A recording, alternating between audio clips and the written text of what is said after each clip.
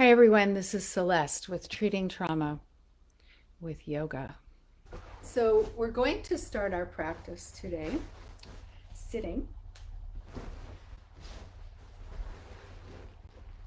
and I'm going to show you some practices that you can do on your own, or you're welcome to come and do them here. And so today what we're going to do is we're going to just start by sitting nice and tall and taking a full deep breath in. And as you exhale, exhale through your mouth. Pursing the lips, let the air go. You'll hear a little whistle, maybe. Inhale and release. Inhale and let that breath go.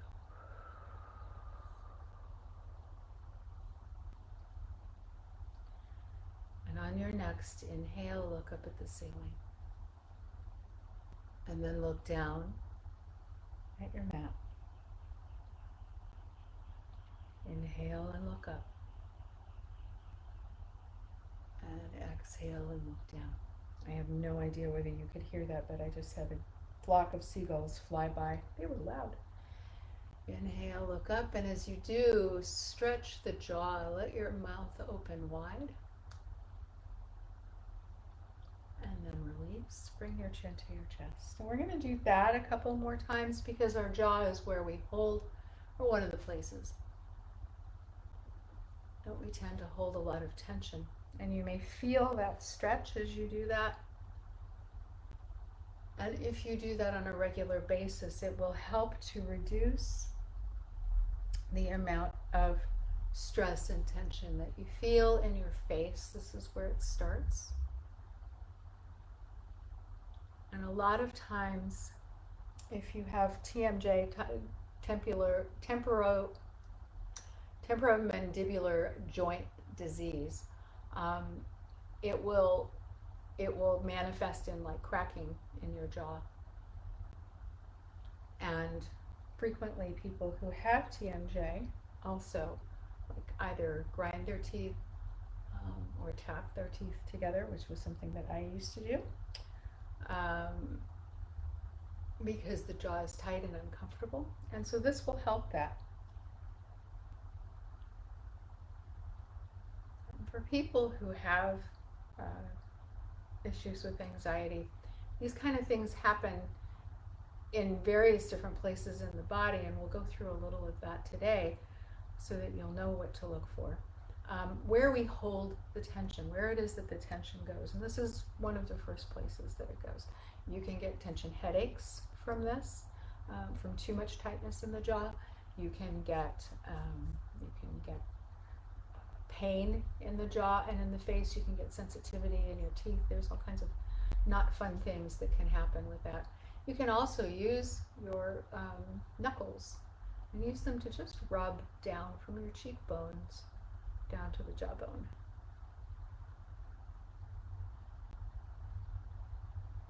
And of course, if you have a lot of makeup on, you'll have fingerprints on your face, or knuckle prints on your face. Fortunately, I'm not wearing any makeup on my face today, so not an issue. Okay, so then from here, as you're sitting tall, just let your head roll over to one side. And then back to center and over the other way. And try to keep your shoulders relaxed. Sometimes, especially if we tend to hunch our shoulders up to our ears, it's like, we're lifting the shoulders instead of letting the ear come down toward the shoulder. So that's the visual you want. And inhaling, coming to center. And exhale as you move over to one side. And inhale to center.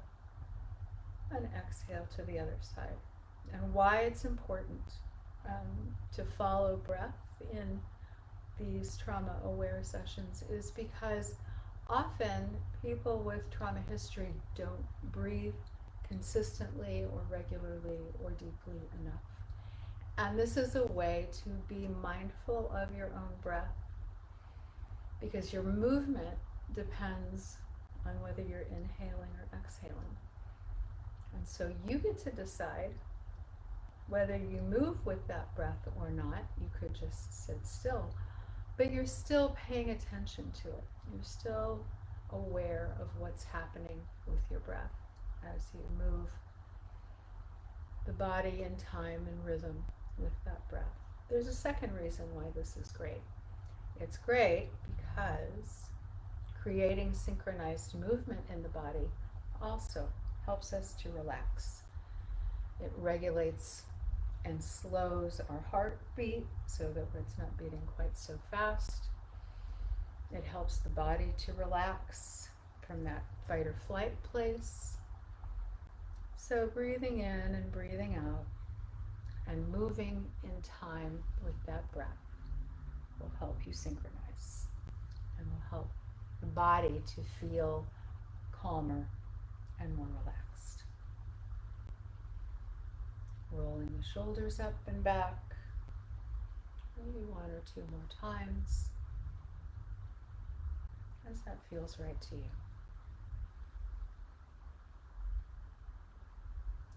And then we're going to do one of my favorite things. It's called Sufi circles, just rolling around in whichever direction feels right to you to start with.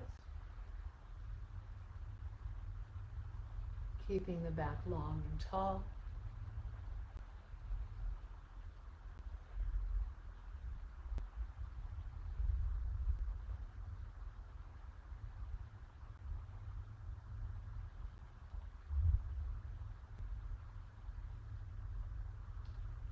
And then reversing the direction, going the other way.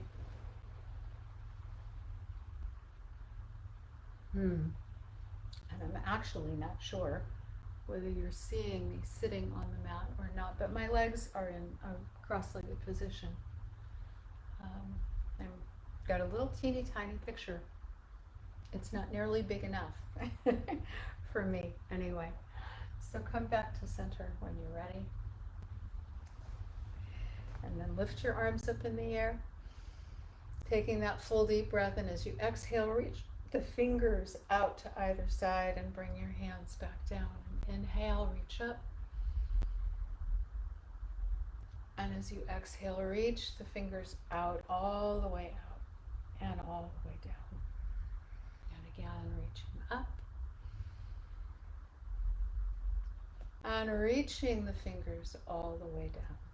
Stretching the body, stretching the arms all the way out. And when you come back to center, lift one arm up and you're just going to tip over to the other side.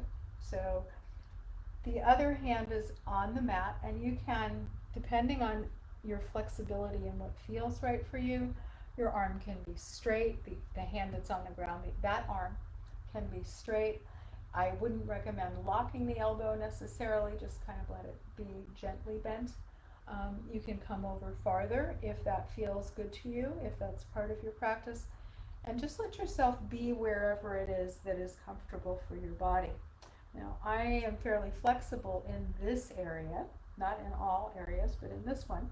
So this is not difficult for me, and my elbow does come down to the ground. But that may not be true for you. What you want to make sure of is that your opposite leg stays down, because you don't want to be bringing that leg up, otherwise you're losing the amount of stretch that you're actually getting in that side of the body. And you can also then move back up to center. And you may notice that one side feels a little bit more bendy than the other, whether you're really flexible or more stable, and that's actually a reality. So people who are very flexible, they enjoy that flexibility, but there's a stability to people who are less flexible that people who are very flexible frequently lose, because we're so bendy that we don't actually have the muscle strength to keep us in whatever position we choose to get into.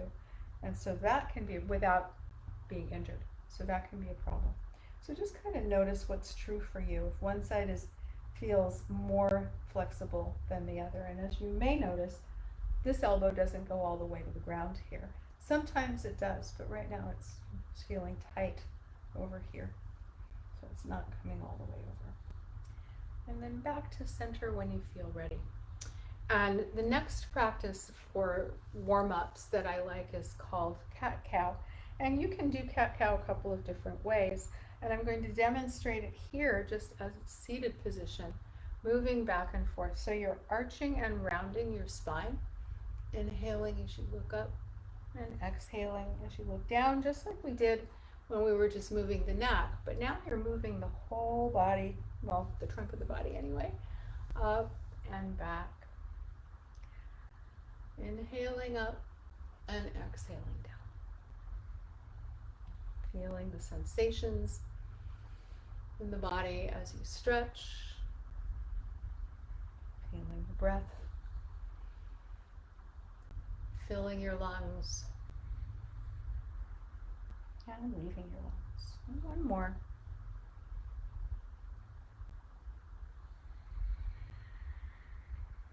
And then come to center.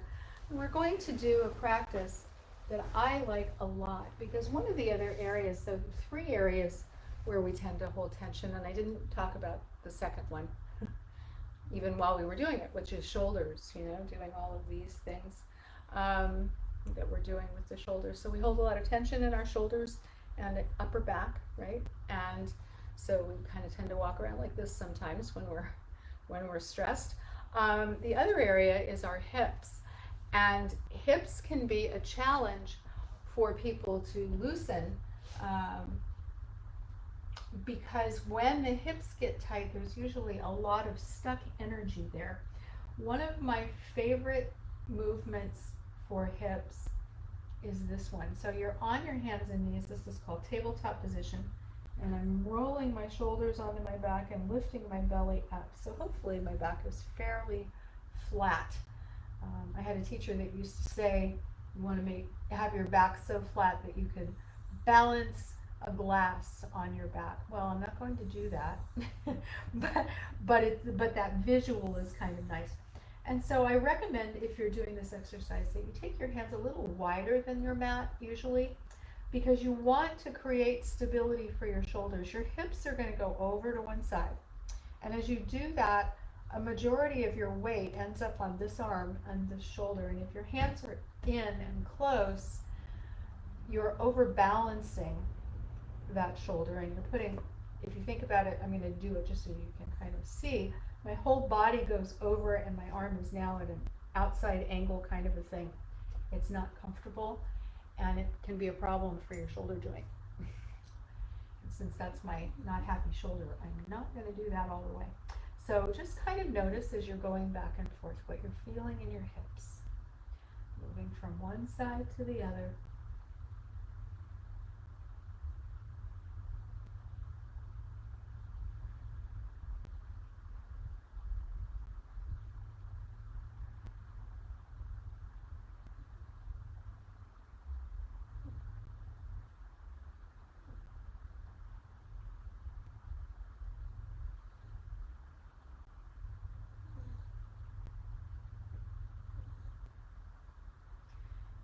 Hear my little dog snoring in the background? That's Sam.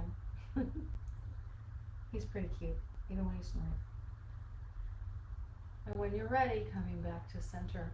The other thing you can do when you're doing this movement with the hips is if you find that like one side is like really tight and it feels really good to stretch it, you can spend some extra time on that side, and you could even just move the hip forward and back.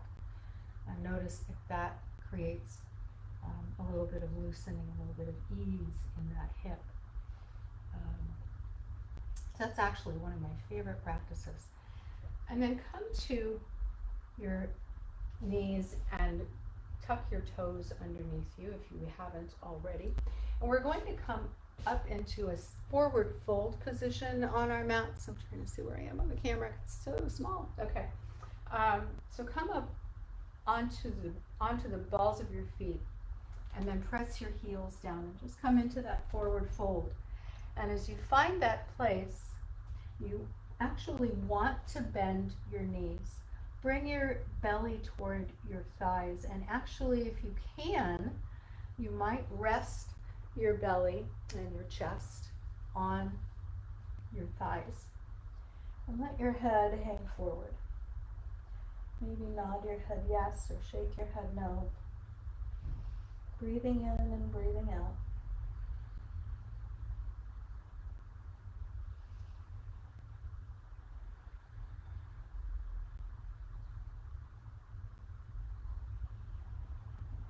And you may notice this feeling of sensation of safety almost as you bring your belly to your thighs. The body likes this position. It stimulates the parasympathetic nervous system, and if you think about it, the connection for that, the neural connection from that, really comes from infancy, right? As babies, we were kind of like this in the womb. So having your belly to your thighs signals the body that you're safe. So it's a great position to remember if you need something to make you feel a little bit more safe and comfortable. Another thing you can do here is bring your hands onto your elbows and then straightening just one leg at a time, maybe lift the other opposite heel. So you're moving back and forth, and this may look somewhat familiar. It's like bicycling out your feet. A lot of times people do this in downward dog, and that's also really fine. You can totally do that in downward dog. But I like being a little bit more mindful of what's happening so that I'm working one particular thing on purpose and paying attention to that. Noticing the sensations in my legs as I move them and as I switch from one to the other. Also noticing the pressure on my feet as I switch sides. Noticing my belly still against my thighs and my arms kind of gently rocking from side to side. Awareness of the sensation in the body is one of the big things that I like to focus on in trauma aware yoga, because that felt sense, the proprioception in the body, that awareness of where we are in space, is something that we lose when we experience traumatic situations. And come back to center, bend the knees a lot, bring your arms out to the sides, and hopefully I won't knock anything over. And lift yourself up as you reach for the ceiling. And exhale, bring your hands down by your sides. Inhale, reaching up. And exhale, bring your hands down. I really wish Facebook used to have much better video for the person doing the videos than they have at the moment, and that's very, very frustrating. Bring your hands to your heart. Sorry, you're getting the running conversation in my head. Inhaling up, exhale your hands to your heart. And inhale, reach up, look up, and as you exhale, dive forward, bring your hands down, coming down wherever it is that you reach. That could be your shins. You just don't want to press into your knees, but that could be your shins, that could be your ankles, it could be your hands down on the floor. It depends on you and how bendy you're feeling today. Inhale, bring your hands to your shins. If you were lower than that, that's flat back, and you want to have your back nice and straight here. And then press back down to wherever you reach, folding in, and inhale, coming all the way back up once again. And exhale your hands to your heart. We're going to do that again. And as you do, notice the sensation of inhale as you reach your arms up, reaching for the ceiling, reaching the fingers, and as you fold forward, diving chest first, down. Bringing your hands down where they go. Inhaling to flat back. Exhale as you fold. Inhale all the way back up. Reaching for the ceiling. And exhale your hands to your heart. And one more time like that. Following the breath. Let the breath guide the practice.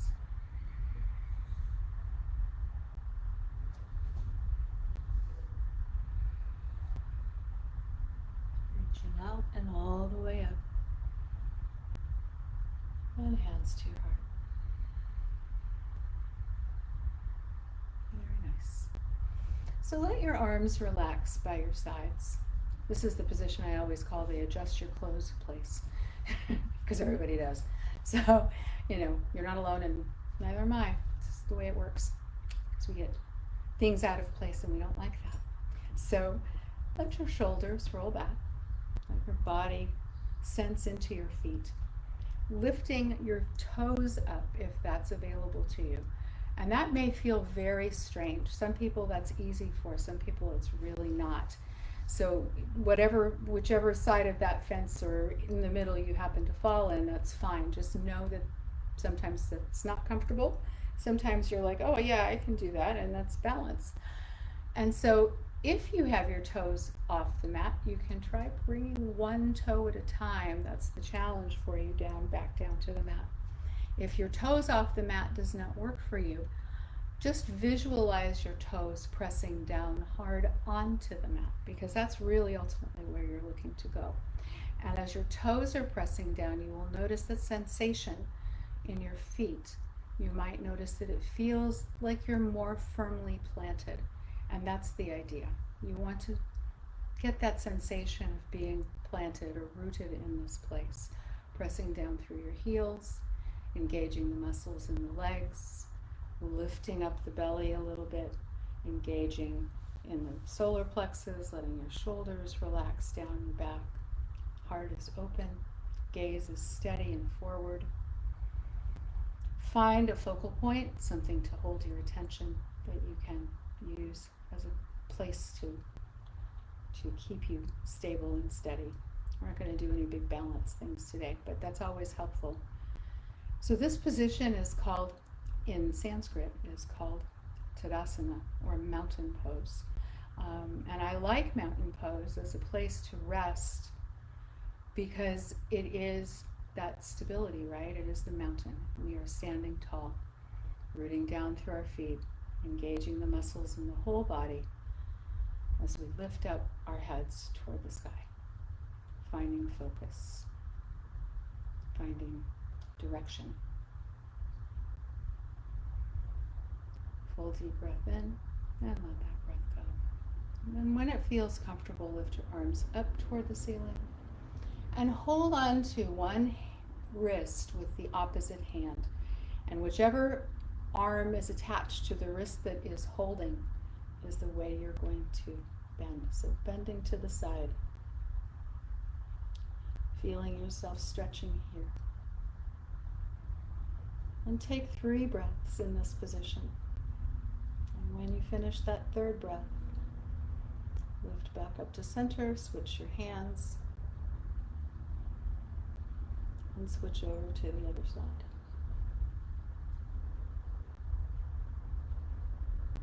And exhale into that stretch.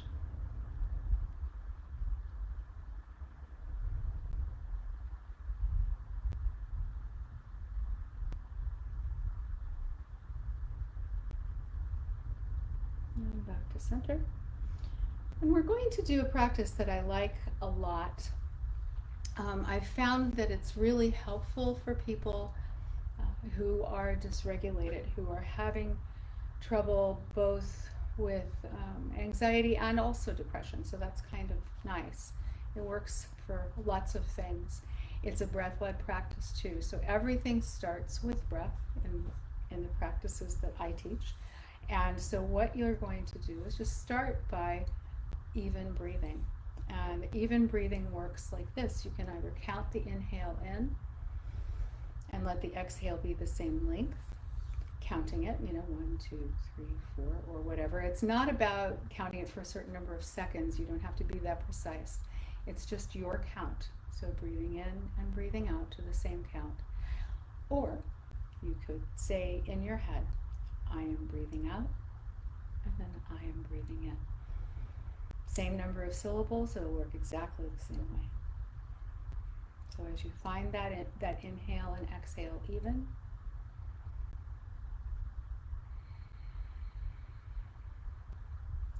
breath.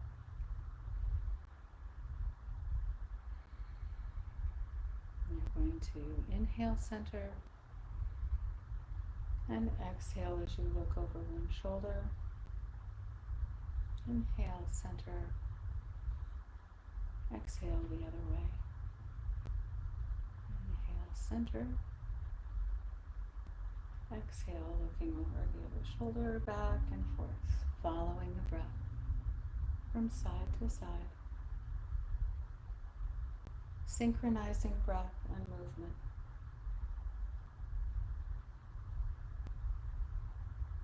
And when this feels comfortable, as you exhale to the left, lift your right arm or your opposite arm. If you're dyslexic, I totally understand. So I'll say it that way. As you turn your head one way, lift the opposite arm. Back to center and opposite. And see if you can create a flow with the breath and the movement, so that when you are exhaling, there's just a little bit more exhale than there is movement. And as you're inhaling, there's just a little bit more inhale than there is movement. So that at the end of the exhale, or the end of the exhale, the arm is already up, the other one is down. The end of the inhale, you're coming to center and switching. Right?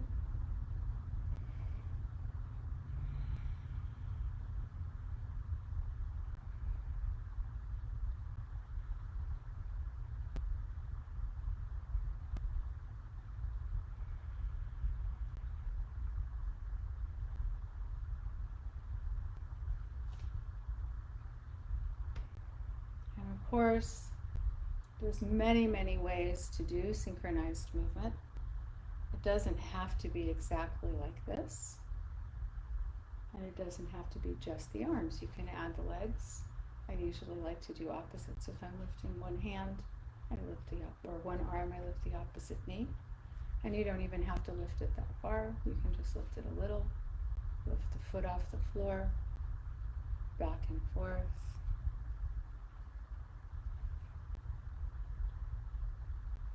Try not to get too fast. That's the hard part, because you're lifting and balancing, right? So you could even just lift the heel off the floor.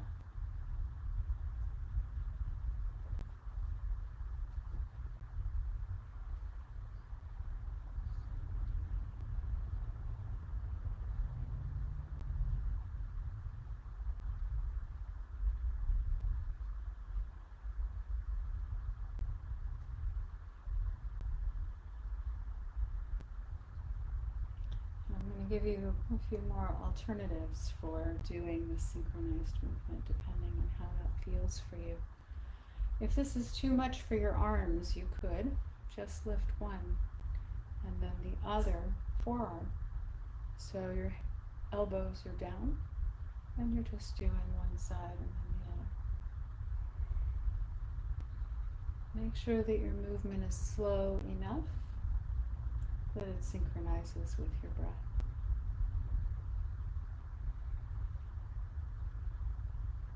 Found myself speeding up, which is why I said that. So if you were watching and going, "God, I don't breathe that fast," that's okay. It wasn't you, it was me.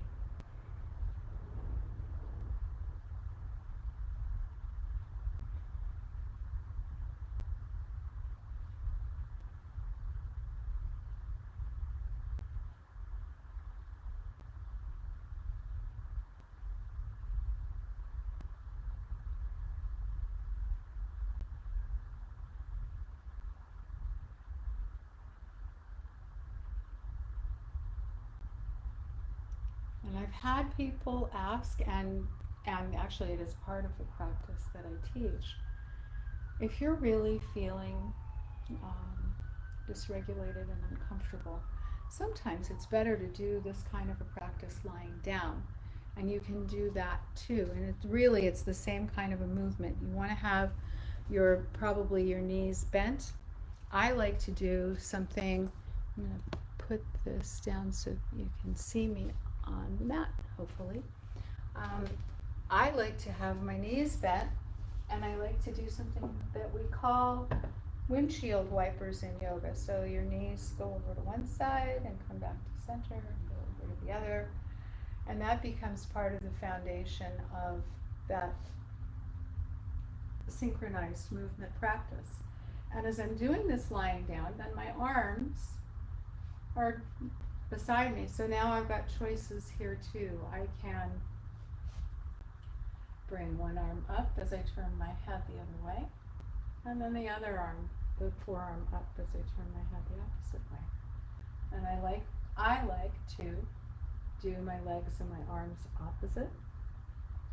You can do it however it works for you.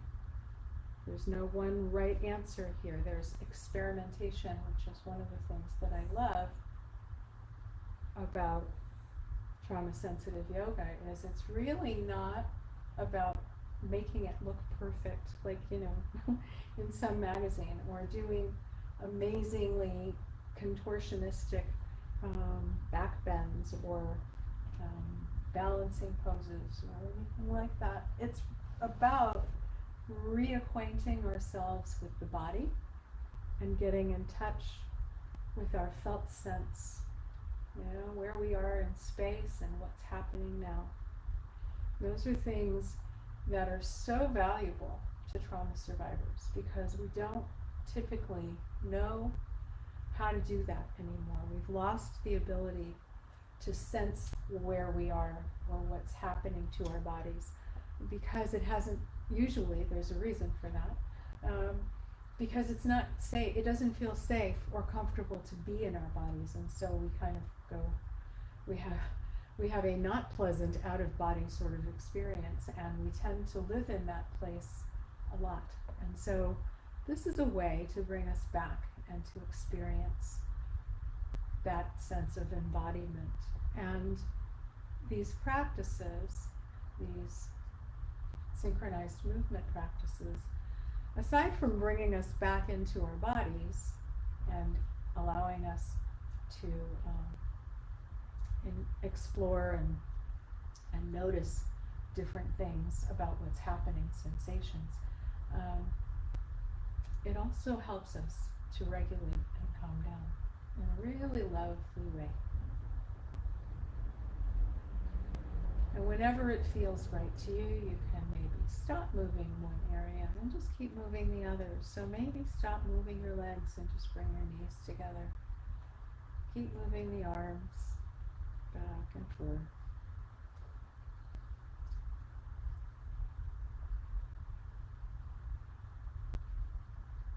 And then let your arms relax wherever it's comfortable, and just move your head back and forth for another couple of breaths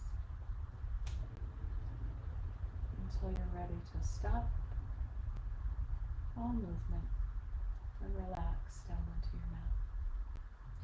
And so you can lie flat out on your mat with your legs in front of you. You can keep your knees together.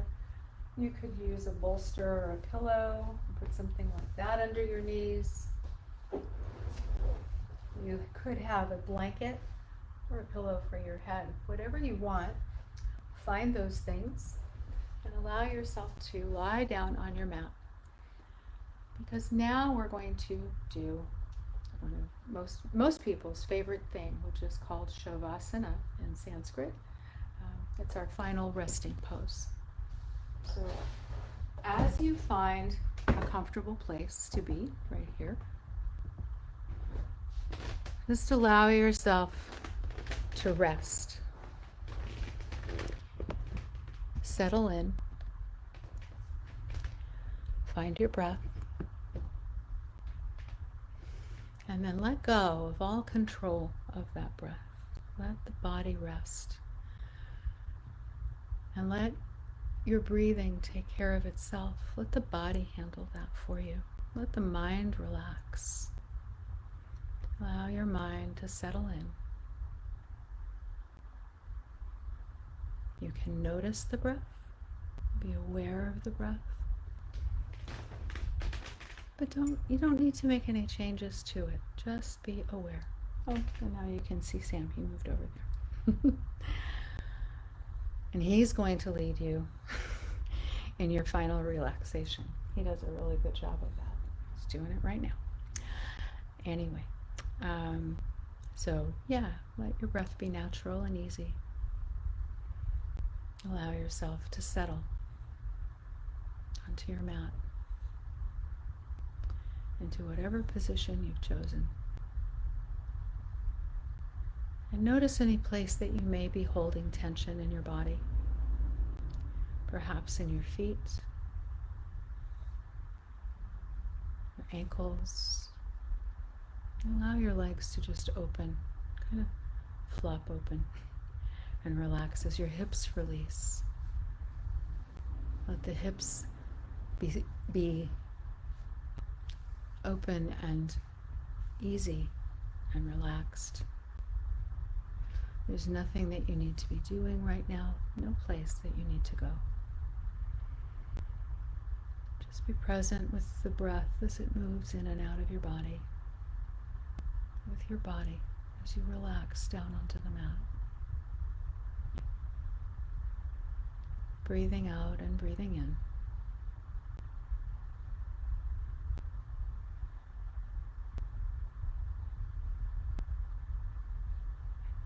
And notice your shoulders, awareness of any tension that you may be holding up in the upper back or the shoulders, upper arms. Allow the arms to relax by your sides, perhaps allowing the palms to turn up toward the ceiling. They don't have to, but they could. You can explore that if you want.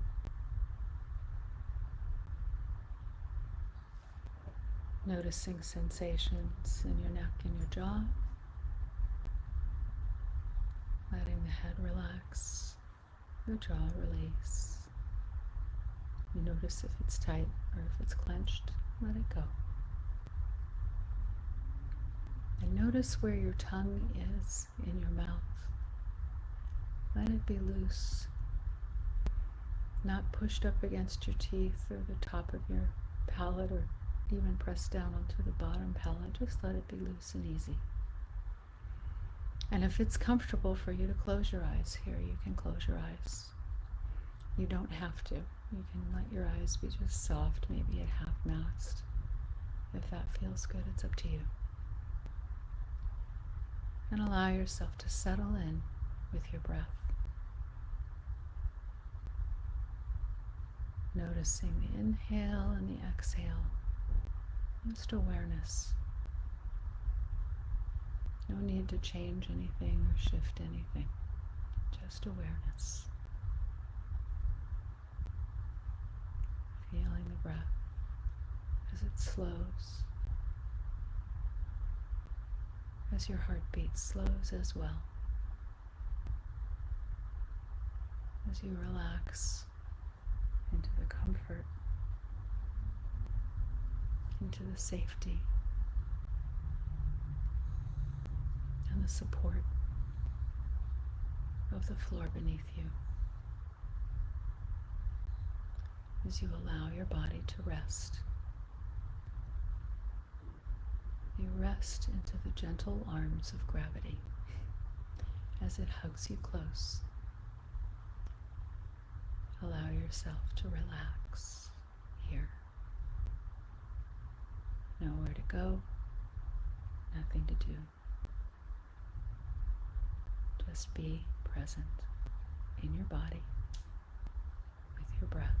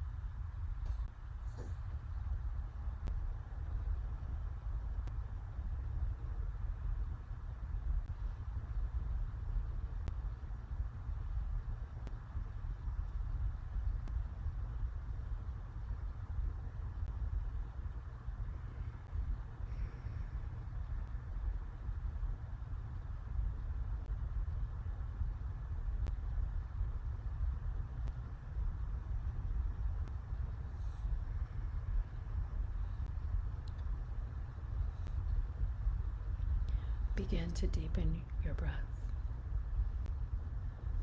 moving your fingers and your toes, and your hands and your feet.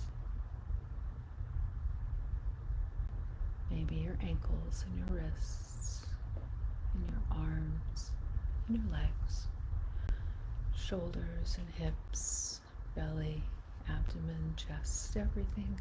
Let your body start to move in whatever way feels good to you. Head, neck.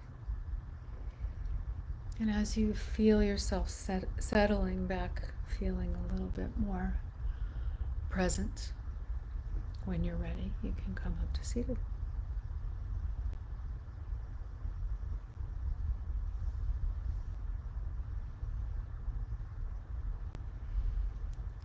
And as you come to seated, settle into a place that feels comfortable and right.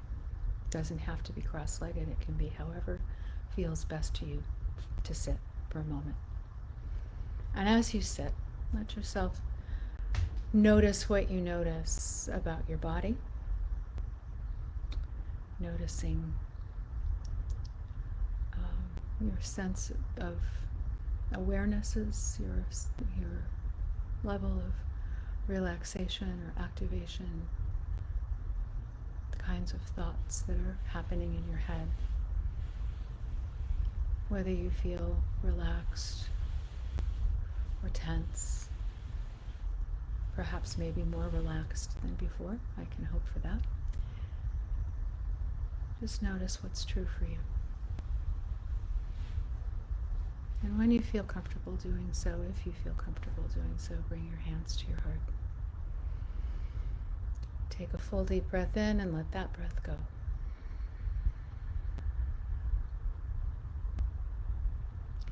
One more deep breath in. And release that breath too.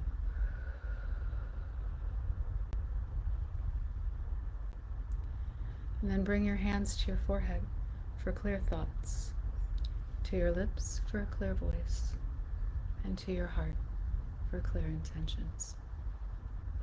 Namaste. And you're learning one more Sanskrit word today, Namaste, which means the light in me sees the light in you. Thank you for participating in this practice today. I'm Celeste Mendelsohn with Treating Trauma with Yoga, and I hope to be doing this again next week on Facebook and YouTube and Instagram. Bye, everybody.